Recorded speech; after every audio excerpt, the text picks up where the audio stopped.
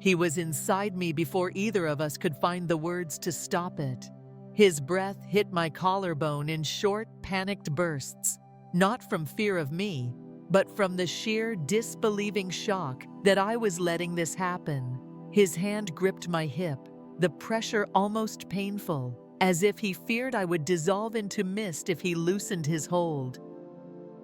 His other hand, planted flat on the mattress beside my head, trembled violently under his own weight. He moved with a slowness that felt deliberate, then even slower, a profound hesitation that suggested he didn't trust his own body, that he needed me, the solid ground beneath him, to keep from falling apart. I looked up at him into the tightly clenched eyes and saw the sweat already tracing a path down the hard line of his jaw. I could feel the precise second he lost what little control he had. His rhythm stuttered, his body went rigid, and the tremble intensified into a shudder that seemed to ripple through his entire spine. For a heartbeat, I thought he would pull away, that shame would overwhelm him and send him retreating. But I didn't let him.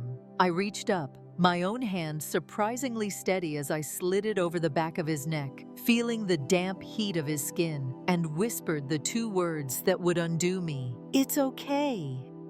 And with that, he broke. He sank deeper, his movements turning softer, more desperate.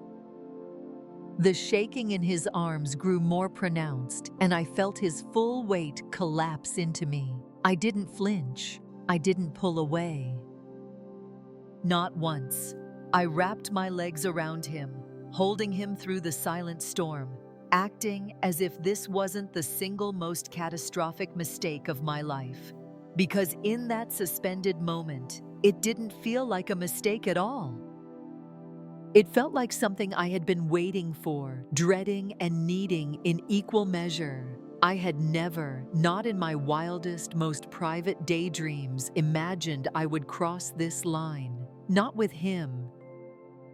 Not with someone I was meant to protect. Someone who used to sit at my kitchen counter with a bowl of cereal, asking for help with his college application essays. Hello, and welcome to our story. Have you ever felt a connection so deep and forbidden that it threatened to burn your carefully constructed life to the ground? This is a story about that fire. If you've ever harbored a secret that made you ache with both guilt and desire, press 1 in the comments below. Let's begin. I am 42 years old. I am a wife. I am the mother of 2 sons, one navigating his first year of college, the other just months from finishing high school. My life is a collection of respectable, predictable things. I bake bread from scratch. I teach art history part-time at the community college. I serve on the parent committee at our church. I am a woman who keeps receipts, who keeps schedules, who keeps promises, except for this one. He is 24. He was once my student. More painfully, he was my son's best friend for years. I started tutoring him when he was 17, a boy lost inside a body that had grown too fast. He was all awkward limbs and a quietness that seemed less like shyness and more like a defense. His mother used to laugh, a little sadly, and tell me he had no idea how to talk to girls. I'd always reassure her, he'll grow into himself, just give him time. I never imagined I would be there to witness what precisely he would grow into. I never intended to stay in his orbit after he graduated and left for college. Life is supposed to create distance, but he was a boomerang, always returning. He'd appear on holiday breaks, a constant welcome presence at our backyard cookouts.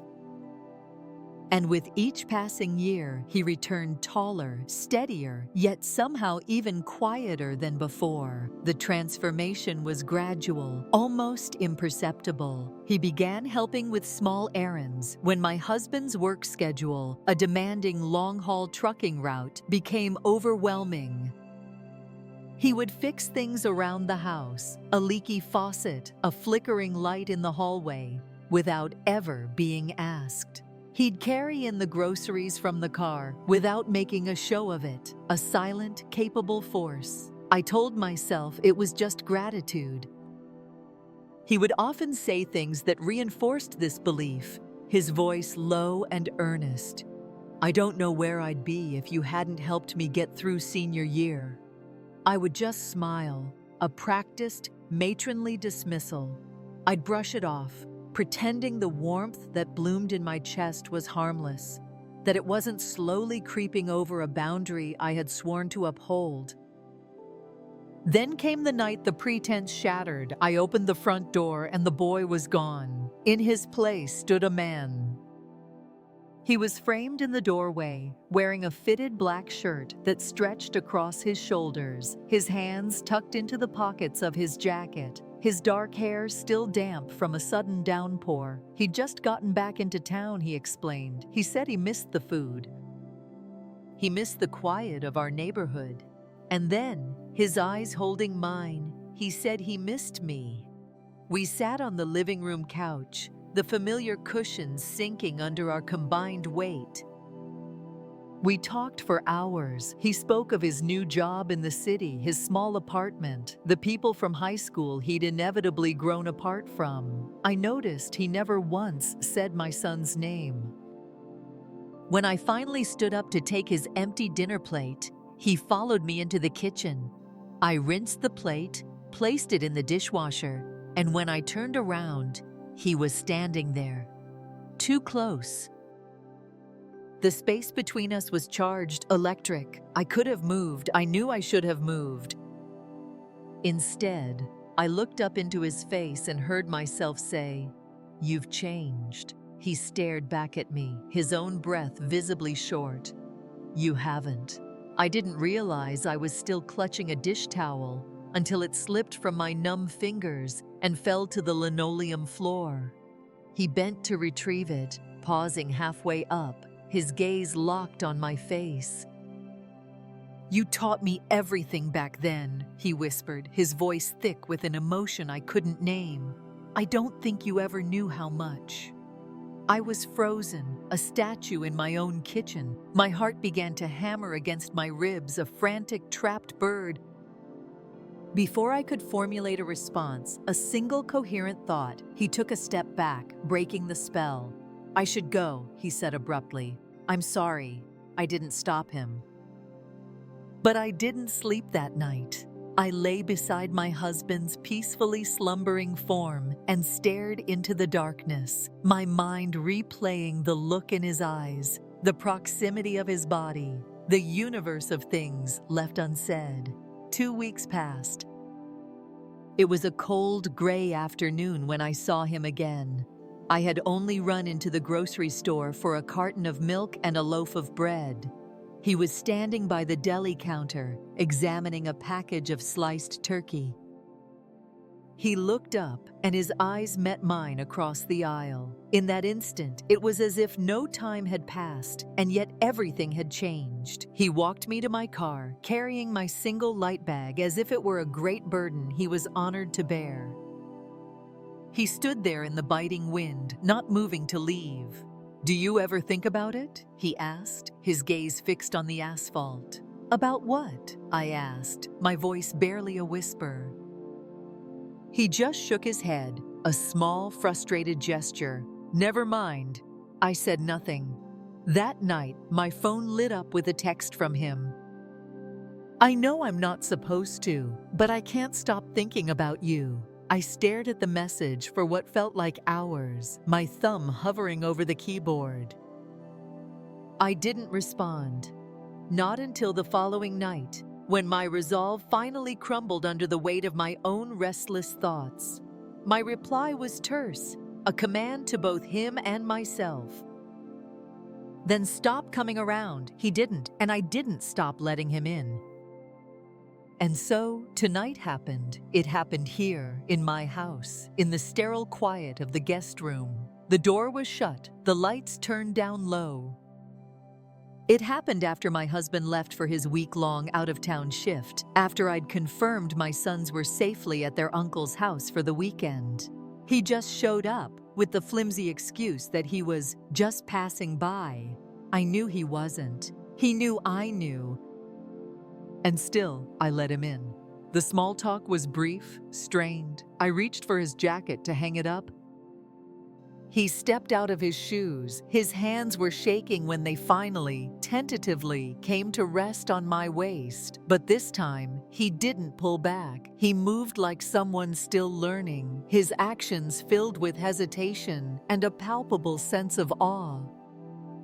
And in that moment, I realized with a jolt that I was teaching him again. Only this time, the lesson was one of ruin. This lesson would cost me everything. What would you do? What would you do if the one person you were supposed to protect, to guide, to keep safe, became the one person you craved in the deepest, most secret parts of your soul? Because I didn't just let him inside my body. I held him there. I anchored him. If you have ever lived with a secret that felt like both a poison and a cure, this story might resonate more than you'd like to admit. Please, if you're connecting with this, take a moment to like the video and subscribe. The more you engage, the more these hidden stories can find the people who need to hear them, the ones who are also holding back their own difficult truths. The morning after felt unreal.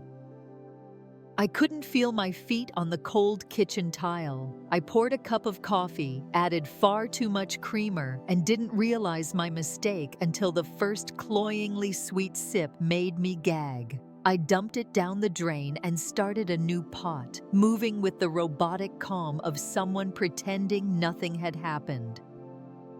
As if he hadn't just walked out of my guest room less than an hour ago, shoes in one hand, his hoodie only half-zipped, mumbling something I couldn't quite catch, as if I hadn't held him until the violent trembling in his arms finally subsided, as if I hadn't pressed a kiss to the top of his head when he dropped it to my chest and whispered, "I didn't mean to need this." My phone rang, shattering the fragile silence. It was my husband. His voice was calm, familiar, the soft edges of his words telling me he was distracted by work. He asked if I could find and send him a photo of a specific tax form from the filing cabinet. I found it. I sent the photo. We said our usual goodbyes. I hung up the phone and leaned my back against the refrigerator, letting the cold steel bite through the thin fabric of my shirt, hoping the shock of it might bring me back to myself. I wasn't supposed to feel this. He had been a guest in our home more times than I could possibly count. He and my eldest son had practically grown up under this very roof. I had clear, vivid memories of their backyard birthday parties, the marathon Xbox tournaments that lasted late into the night, the mornings I'd find him crashed on the couch, wrapped in an old Afghan, a box of cereal still open beside him. I used to help him with algebra, with grammar, with navigating the labyrinthine process of college applications. And now, all I could remember was the feeling of his mouth at my collarbone, the way he trembled as he slid into me, so sure I was going to stop him, the way I didn't. I had assumed that distance, that the harsh light of day would fix it. I thought I would wake up feeling sick with regret, that the crushing weight of what I had done would smother the memory, but it didn't. In a terrifying way, it made it sharper, more vivid, because I didn't feel the suffocating shame I had anticipated. I felt hunger. He didn't text me that day, or the day after. He didn't need to. I understood his silence. It was the sound of guilt clawing its way up his spine, just as it was clawing its way up mine. I tried to drown it out with domesticity. I folded towels. I meal prepped for the week. I kept my hands busy. But the second I walked past the closed door of the guest room, I would remember the way he had said my name, his voice quiet and raw, as if it hurt him to speak it aloud. By the third day of silence, I cracked. My fingers, acting of their own accord, sent a single 3-word message, "Are you okay?" His response was almost immediate. I keep replaying it. I don't know what I was thinking. I stared at the screen, my thumb hovering over the letters, my heart pounding. Then I typed back the truth. "You weren't alone in it." He didn't reply after that. That night, I found myself on the cold tile of the bathroom floor, my back pressed against the tub, trying to remember the last time I had let someone touch me without a pre-existing layer of guilt already coating my skin. My husband and I hadn't been close in nearly 3 years. Not in any real meaningful way. We were partners in logistics, co-managers of a household. We were fine. That's the word I always used, the word that sanitized the vast empty space between us. We functioned. We showed up for family events. We maintained the facade, but when his hand had brushed against mine in the grocery store parking lot, so tentative, almost reverent, I had felt more seen in that single, fleeting moment than I had in the last decade of my marriage. It wasn't just lust.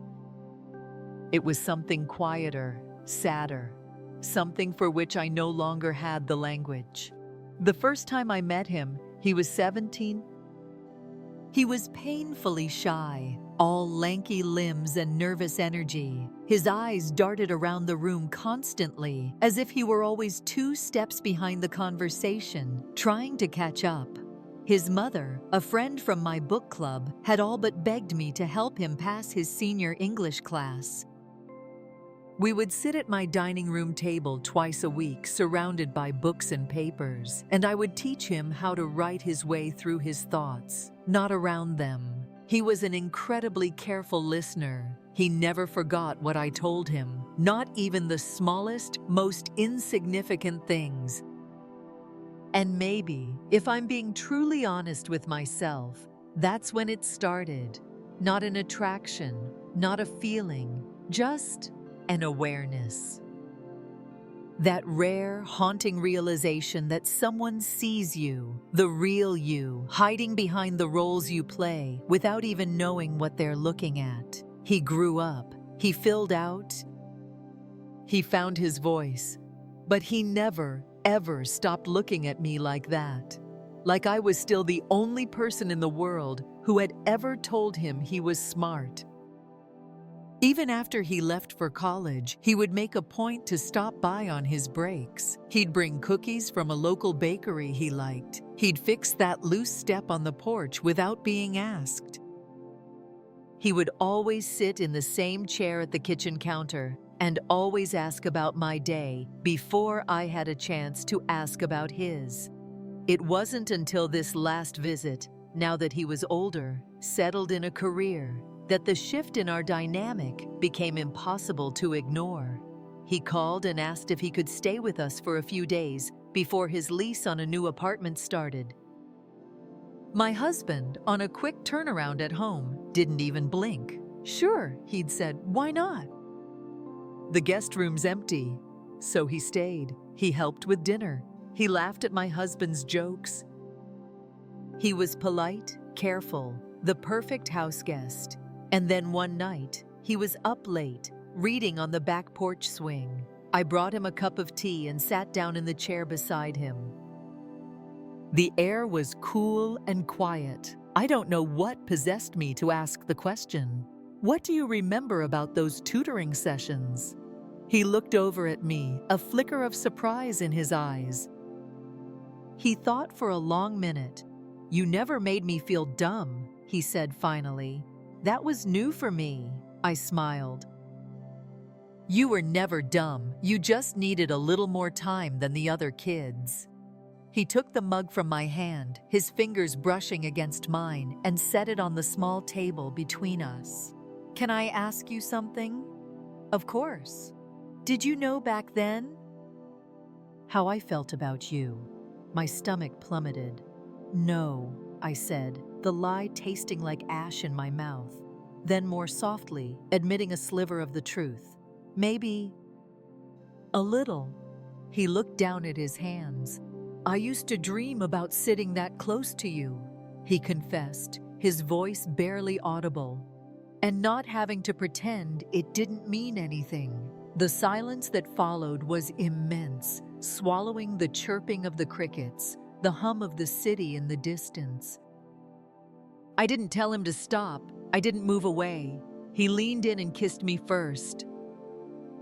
And I let him. The night is when the ghosts come out. Have you ever laid awake, replaying a single moment, a single choice, knowing it has altered the course of your life forever? That's where this story is heading. If you are still with me, please press 1 in the comments to let me know you're here. After that kiss on the porch, sleep became a stranger. I kept waiting for the shame to hit me with its full, brutal force. It never did, not in the way I expected. The most terrifying part was how easy it was to slip back into the rhythm of my normal life the next day.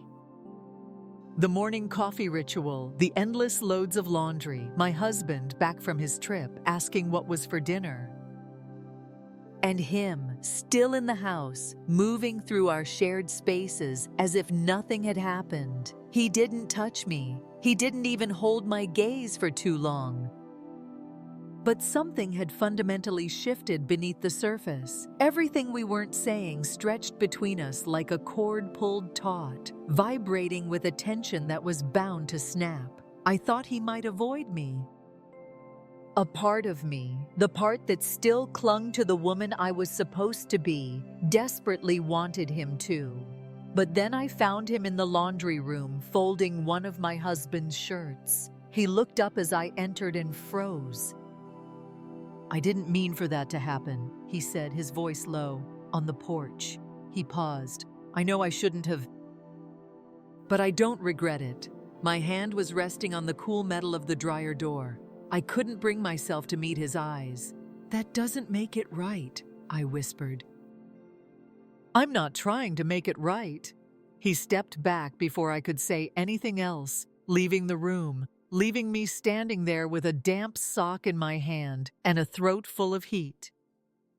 The next few days were even quieter. We were 2 ships passing in the hallway.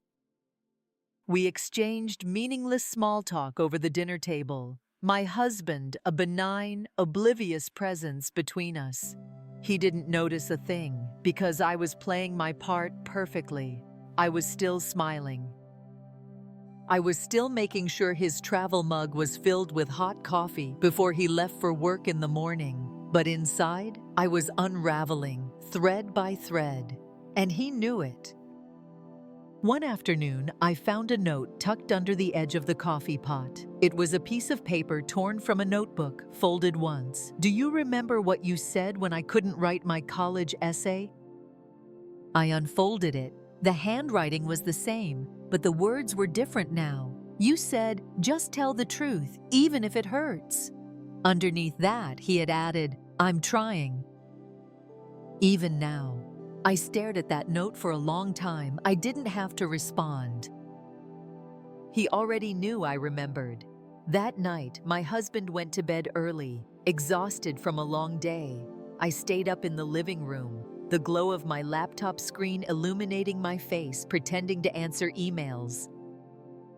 I heard footsteps, soft and deliberate, coming down the hall. He stood at the threshold of the kitchen, barefoot, his arms folded across his chest. He didn't come any closer. "I'm leaving in a few days," he said. I nodded, keeping my eyes on the screen. "That's probably a good idea." He didn't move. "You never answered me." "About what?" "About what it meant to you. That night. That kiss." I closed the laptop slowly. "Do we have to talk about it?" "No, but I think you want to." I looked at him then, really looked at him. I saw the way he was holding his breath, the way his fingers kept flexing and unflexing against his arm, as if he didn't know what else to do with them. "I wish I could say it meant nothing," I admitted, my voice strained. "But that would be the worst kind of lie."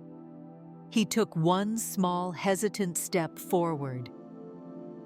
I've never wanted something this badly, he confessed, and hated myself for it at the same time. I nodded, a grim understanding passing between us. Welcome to adulthood. He let out a quiet, pained laugh. I've had feelings for people before, he said. But never like this. Not something that keeps me up at night. My own voice came out hoarse. You should try being the one who has everything to lose. He stared at me, his gaze intense. Then why didn't you stop it? I don't know, I whispered, shaking my head. I really don't. The silence settled between us again, heavy and thick. We were only a few feet apart, but it felt like miles. He turned to leave, then paused in the doorway. Sometimes, he said, his back still to me, I still hear your voice in my head, from years ago. When you'd say things like, don't rush it, or just breathe through it, you probably don't remember half of what you told me, but I do. He paused again. That voice still gets me through some days. Then he walked away, leaving me gripping the edge of the table, my knuckles white. 2 nights later, it happened. The act itself. I was folding towels, the same mundane chore, the same low hum of the dryer filling the silence. The door to the guest room was cracked open just enough for a sliver of hallway light to slice across the floor. I should have turned around. I should have gone to my own empty bed. But I didn't. I walked past his door, slowed, paused, and then knocked.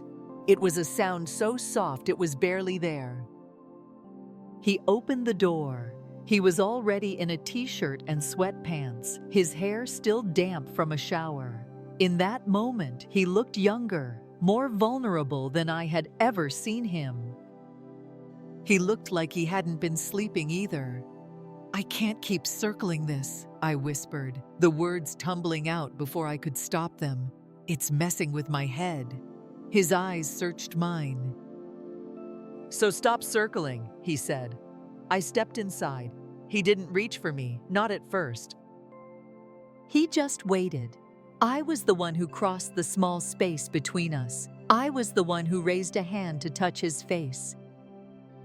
His cheek was warm, the rough stubble, a startling contrast against my palm. He closed his eyes, a shudder passing through him, as if that simple touch had unraveled him completely. I shouldn't be here, I said.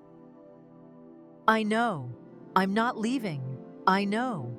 And then we moved. It was slow, unsure, our breaths caught in our throats, as if we didn't know how to do this without the ghost of shame trailing behind every touch.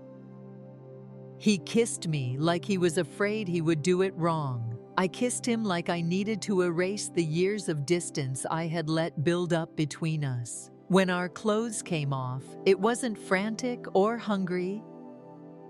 It was something else, something heavier. It was as if we were undressing more than just our skin. We were peeling back the layers of silence and unspoken want and aching restraint. His body trembled as he lowered himself onto me. It wasn't from fear. It was from the sheer weight of emotion, from too many nights where neither of us had dared to say what we really felt. His rhythm was careful at first, staggered. I could feel him adjusting with every breath, trying to find a pace that didn't betray the depth of his need. I guided him without words, my hands on his arms, my breath matching his. When he finally moved deeper, his entire frame shivered. "I'm sorry," he whispered, his face buried against my shoulder. "Don't be," I murmured. "Not tonight." He kissed me then, on my shoulder, once. Then again. His hands tightened around my waist, as if he still thought I might pull away, but I didn't. I arched into him, let him press all the way in, let him find his rhythm again. This time it was slower, steadier. The only sounds in the room were our breaths, the slide of skin on skin, the faint creak of the old bed frame. There were no moans, no cries of passion. It was just quiet surrender. He clung to me as if he would fall apart without the anchor of my body, and I held him just as tightly, because I needed it too. When it was over, he didn't roll away. He stayed inside me, his chest rising and falling against mine, his breath still shaky. "I don't want this to ruin you," he said softly into the darkness. I ran my fingers through his damp hair. "It already has," I said, "but not in the way you think." He raised his head, his eyes glazed and red-rimmed in the dim light. "I used to imagine this," he confessed. "Not like this, not with all the guilt. But just being with you, being enough for you. You shouldn't be," I said, the words a painful truth. "But I am," he whispered back. "Just for tonight." And that's what it was, not a confession of love, not a promise for the future. Just tonight, he pulled the blanket over us and I stayed. I stayed not because I didn't know better, but because for the first time in years I felt wanted. Truly wanted, not out of routine or obligation, but from the slow, desperate burn of someone who had waited far too long. I watched him sleep, one arm thrown over his chest, his brow still furrowed as if he were dreaming hard. I tried to memorize the lines of his face, the curve of his mouth, the soft sound of his breath against my neck, because I knew, with a certainty that chilled me to the bone, that it could never happen again. It had already taken too much from me. But I also knew I would never forget it. Not the way he shook the first time he moved inside me. Not the way I had to teach him once again how to find his pace. Not the way his entire body went quiet the second I told him it was okay. Nothing about it was okay, but it was ours. And in that moment, that was enough. The next morning I was at the sink, rinsing plates that were already clean. I had barely slept. I had gotten up before the sun to avoid having to see him. The house was still, my husband was gone, my son was still asleep. It should have felt normal. It didn't. I caught my reflection in the dark glass of the window above the sink, and I barely recognized the woman staring back at me. Not because my appearance had changed, but because something fundamental inside me had shifted, something permanent. He came downstairs late, his hair a mess, his sweatshirt wrinkled. He paused in the doorway, as if unsure he was still allowed to be there. I couldn't look at him. He cleared his throat. "I can make breakfast." I shook my head, my back still to him. "No, you should go." His silence was a physical presence at my back. It screamed, "Is that really what you want?" I turned slowly. His eyes were bloodshot. His jaw was clenched so tightly a muscle jumped. "I don't know what I want," I said, my voice shaking. "But I know what we did doesn't just disappear." He took a step forward. "You think I'm proud of this?" "I'm not, but I'm not sorry either. I've wanted to be close to you for so long, I don't even know how to pretend anymore." "And what am I supposed to do with that?" I snapped. "Keep sneaking around every time the house is empty? Live in this guilt and pretend it's normal? No." He looked down at the floor. "But I can't pretend you didn't change me." That hit harder than it should have. He turned and left then, quietly. No anger, no drama. He was just gone. I thought I would feel relief. Instead, I stood there with the faucet still running, my hands shaking, a scream stuck behind my ribs. Weeks crawled by, then a month. I functioned. I smiled when I was supposed to smile. I looked my husband in the eye when I absolutely had to. I made dinner.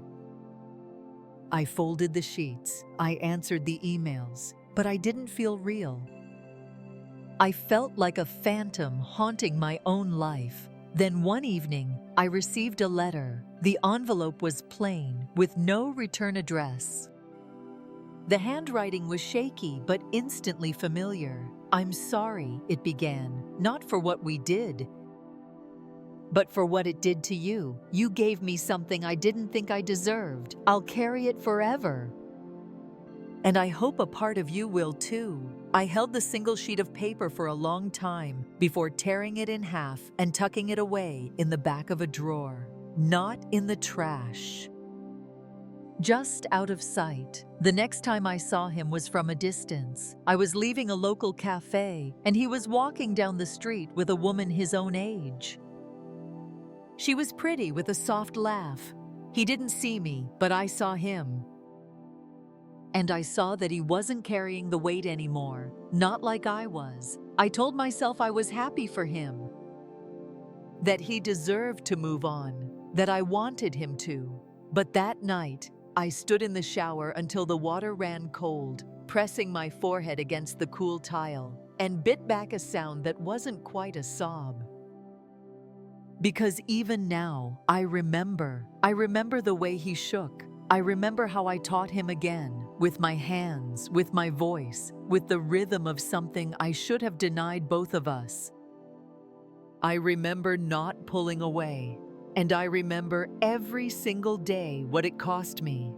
I have lived with guilt before, over small, forgettable things. A harsh word, a forgotten birthday, but not like this.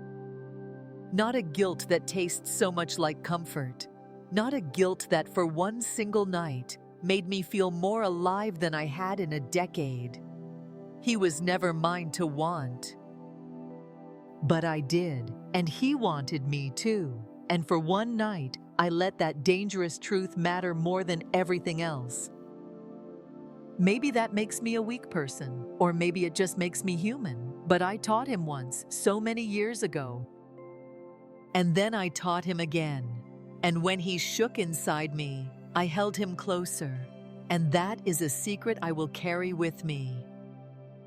Quietly, always. Thank you for sharing this space with me.